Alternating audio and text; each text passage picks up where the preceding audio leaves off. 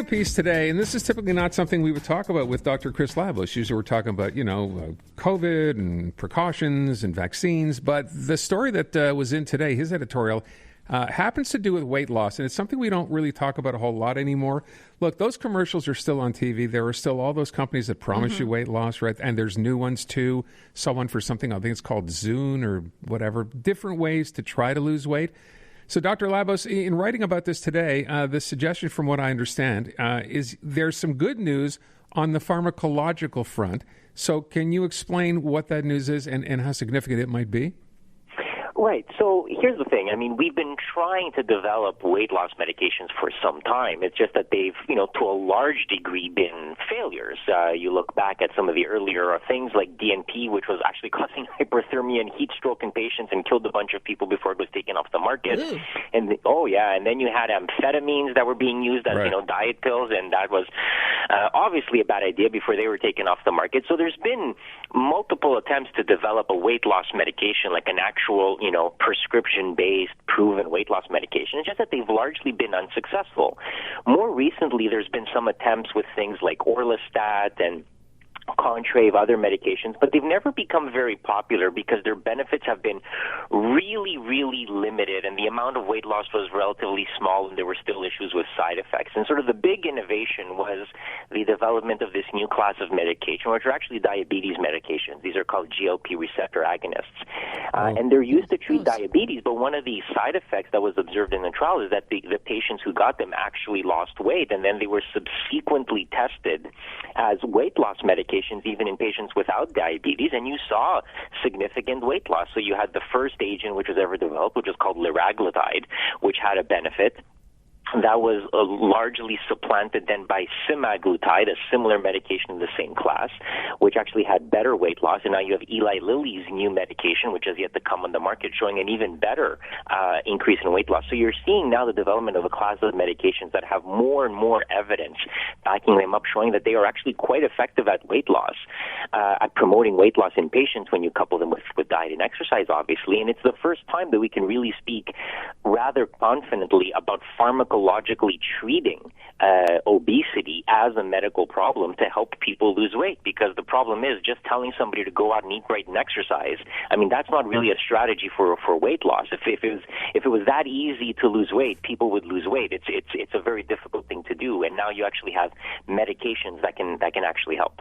As you're describing it, Dr. LABOS, it's seeming a little bit like Nicorette, like helping, like an aid to help people quit a bad habit. Is it kind of like that? Because you definitely made clear that this has to be done in conjunction with good diet and exercise. Yes, it does. And here's the thing. What we often don't realize is that there are very complex hormonal things going on inside our bodies when we try to lose weight. And that's part of the reason why just dieting and exercise in and of themselves are not going to be enough. You really have to break the hormonal cycle going on that is triggering hunger. And that's what a lot of these, and that's why I think these medications are very effective. Interestingly enough, a lot of what's happening pharmacologically with these agents is the same type of thing that we see when patients go for gastric bypass surgery.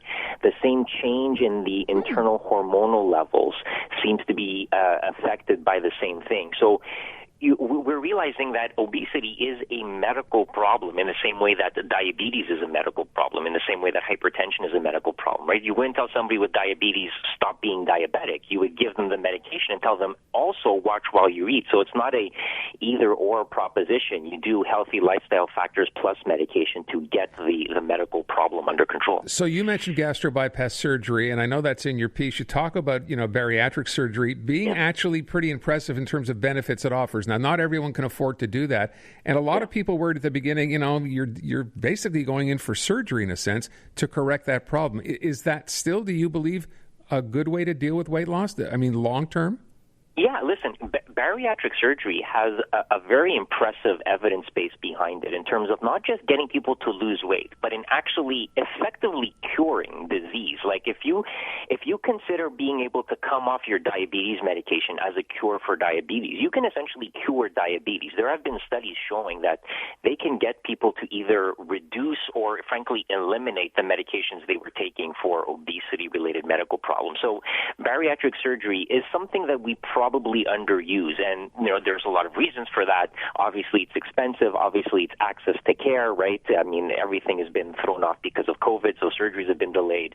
And it is a surgery, right? There are risks to going in for surgery. Right. There are complications. But the complications are generally low. And it is something that we should definitely look at because, I mean, there are risks to surgery, obviously, but there are risks to, having diabetes, to having high blood pressure, and to not treating these problems as aggressively as you possibly could.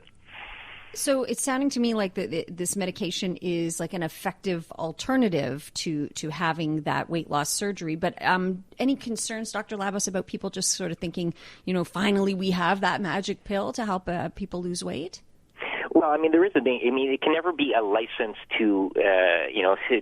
no medication is a license to be unhealthy, right? In the same way that, once Banting and Bess discovered insulin and started to be used clinically, that didn't mean that people didn't have to worry about diabetes anymore. It just means that you have a more effective way to deal with it. And so these medications, and again, there are drawbacks to these medications. They are injectable medications, and that makes it, unattractive to some people because people just don't like needles. They are expensive if you don't have private insurance and can't be covered by the government program.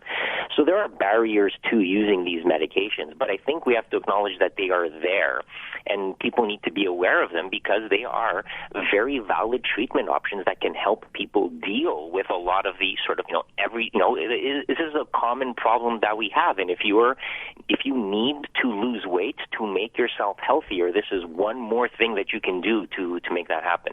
Can I just ask, with respect to Health Canada, because some people might go to their GP and say, hey, I heard about this, I read about this in the paper, et cetera. Where's Health Canada on all of these?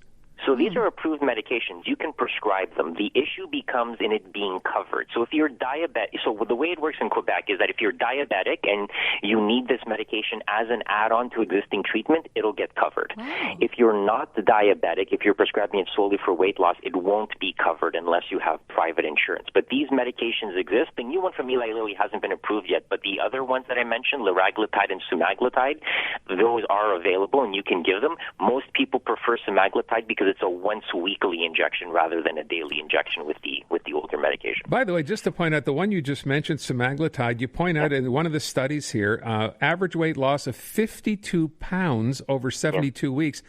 Some people think I got to lose all that weight at once, and we've all been told, there should be a limit to how much you lose. Like a pound a week is probably not bad. That seems to be, right on target.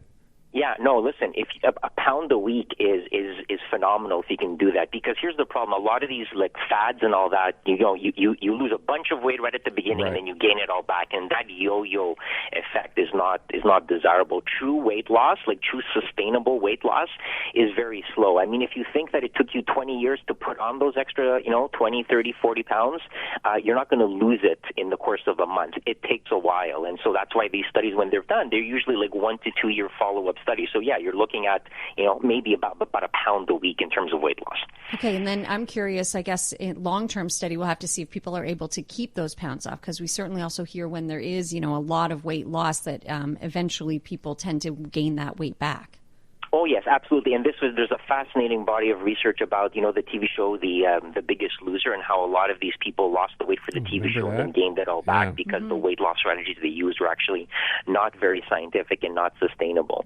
What we've seen now with, the studies of bariatric surgery and with some of these medications, the weight does seem to be sustainable for the most part. It obviously varies from person to person. But by disrupting the hormonal patterns that are triggering and leading to weight gain, you are sort of breaking the cycle, and it's much easier to maintain weight than it is to lose it. So if you can lose the excess weight that you don't need, it's usually easier for patients to maintain a weight that they are, that they are stable at. Very cool. Can I just also say, Dr. Labos, I'm pretty tickled to be talking about anything other than COVID with you, because that never happens anymore. I got a lot of rabbits in my hat. We can talk about all kinds of stuff if you guys want. Well, just the mask mandate, it's done as of May 14th. That's the announcement we had today. I mean, real quick, you're a doctor. You think this is not probably still a good idea, do you? I'm not as sanguine as some other people seem to be. I'm going to keep wearing my mask in public settings if I'm going to be indoors with a bunch of other people. That says you heard it from a doctor. That's kind of how we think. Dr. Labos, thanks so much. Appreciate it. My pleasure. You take care. You too. You Dr. too. Chris Labos, who you can hear, by the way, here on CJAD on Weekends with Ken. That's every Sunday morning at 8:10.